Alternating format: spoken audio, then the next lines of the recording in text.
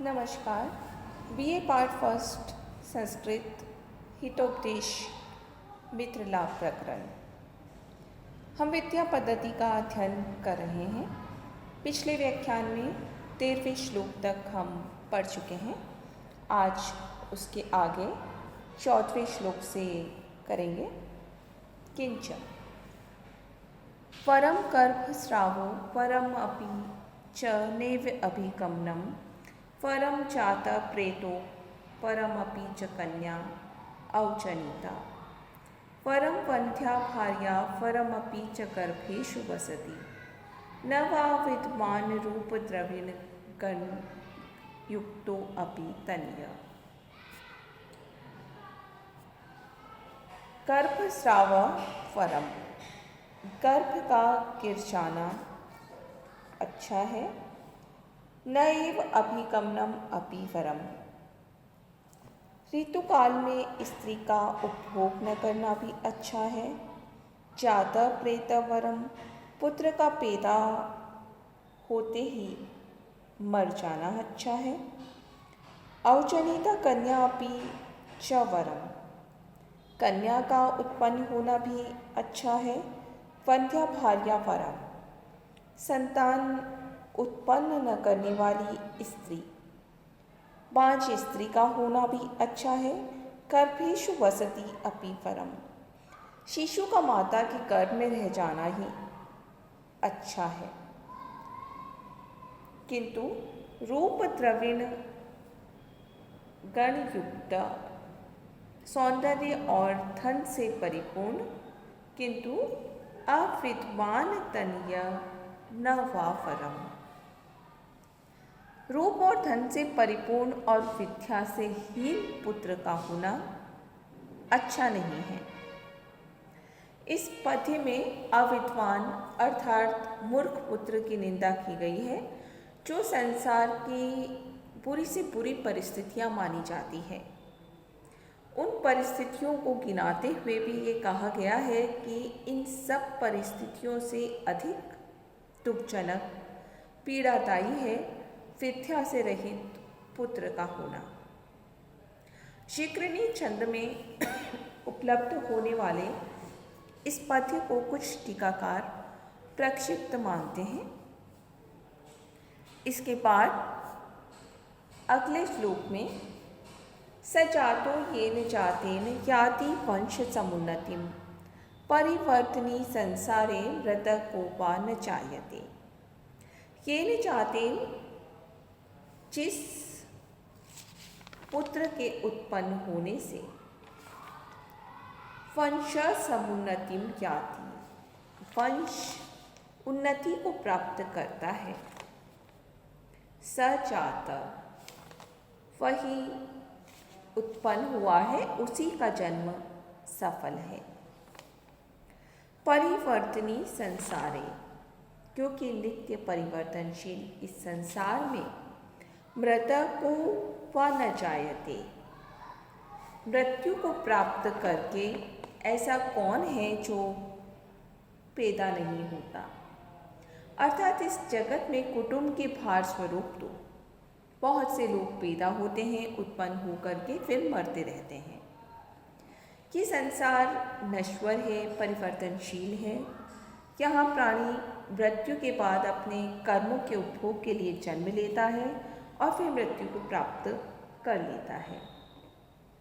ऐसी स्थिति में उसी मनुष्य का या उसी पुत्र का जन्म सफल माना जाता है, जिसके जन्म लेने से उसके कुल के गौरव में वृद्धि होती है। आगे कहते हैं, गुणिकन गणना आरंभे न पतति कठिनी संभ्रमादियस्य तेनम्बा यदि सुतीनि वद वंध्या कीदृशी नाम। गुणिगण गणना आरंभे, गुणी या श्रेष्ठ पुरुषों की गणना करते समय संभ्रमाद, गौरव के साथ, यस्य कठिनी न पढ़ती, जिस पुत्र का नाम लिखा नहीं जाता,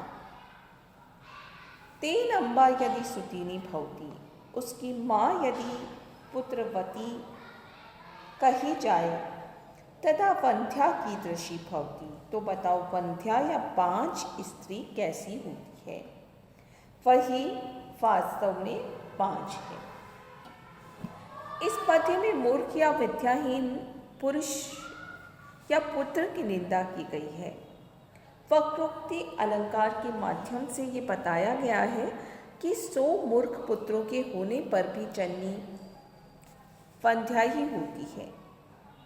यदि किसी माता के एक पुत्र हो और वो गुणी हो तो उसका जननी होना सार्थक है, और अनेक विद्याहीन पुत्रों के होने पर भी उस स्त्री की स्थिति वंध्या के समान है यदि पुत्र मूर्ख है।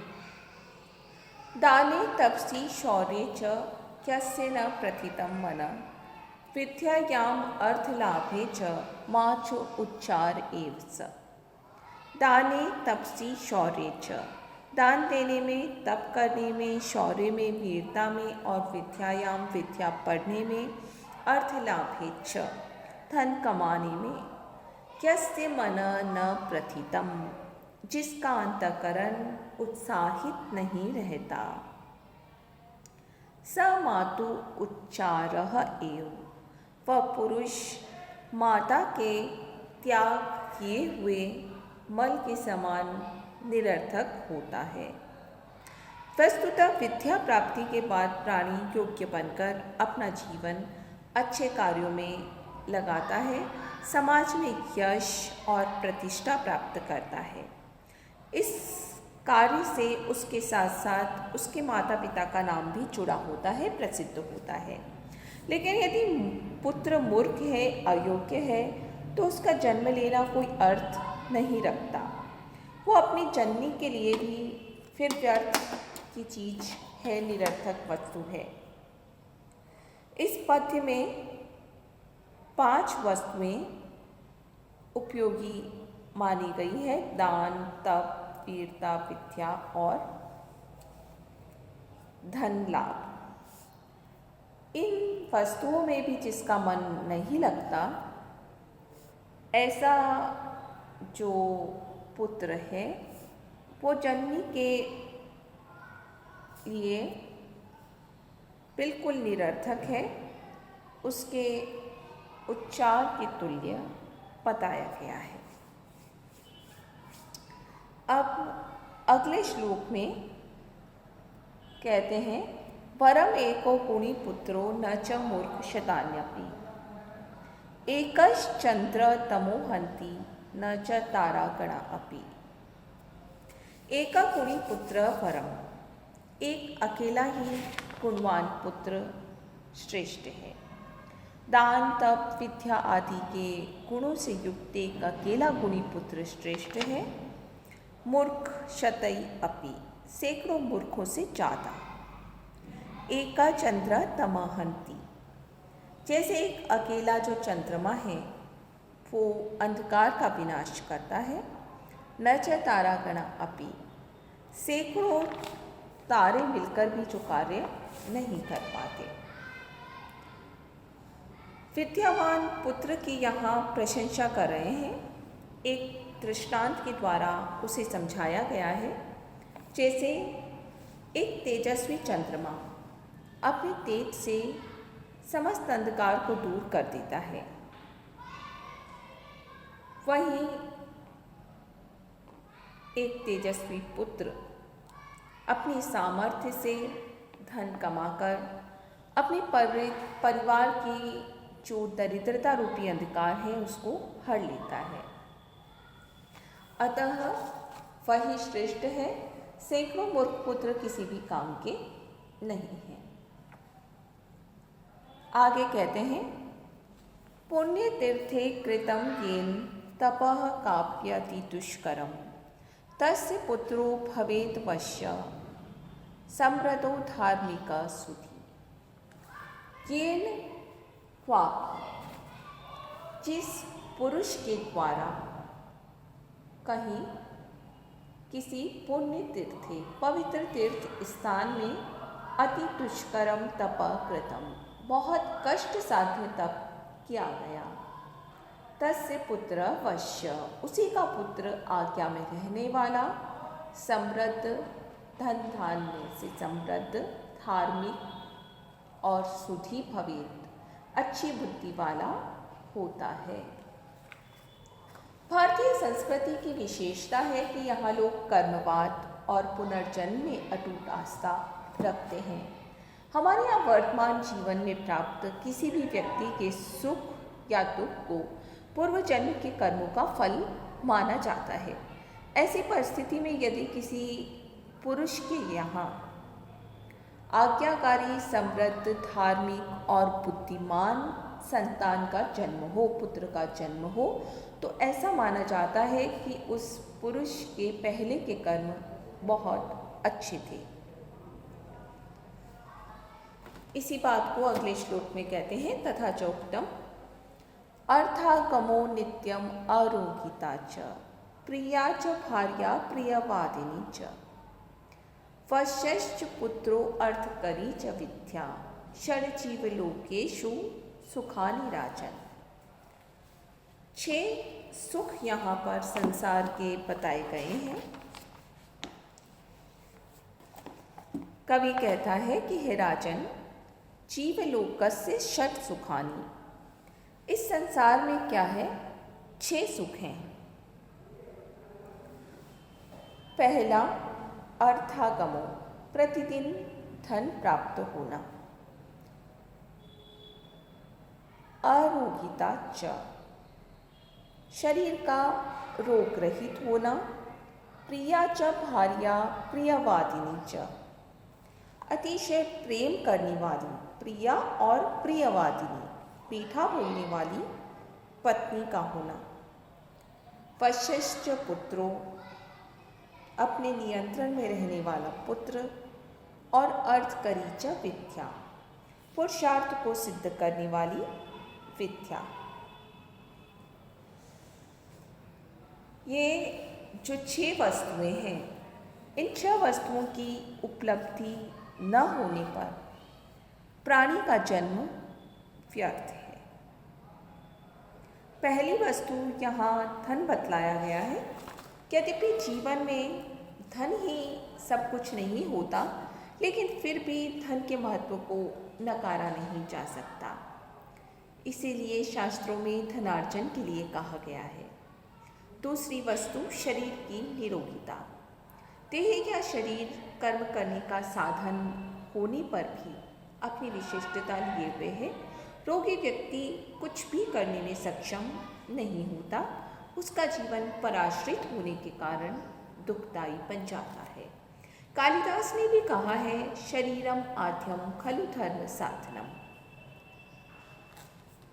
तीसरा और चौथा सुख एक ही वस्तु भार्या पर केंद्रित है।